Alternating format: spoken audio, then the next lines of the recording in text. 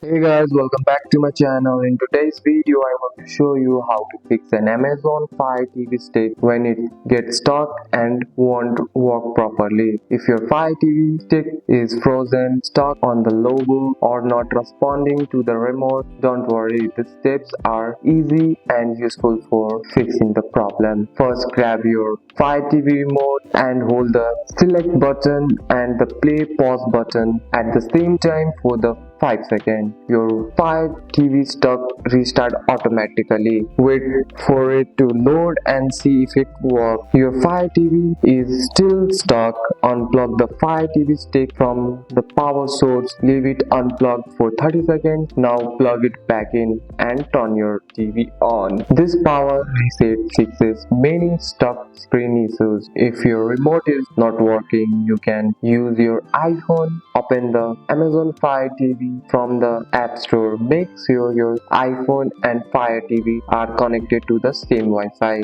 Use the app to control your Fire TV stick. And that's it. That's all for today's video, guys. If you found this video helpful, drop a like and subscribe for more videos. Thanks for watching. See you in the next one.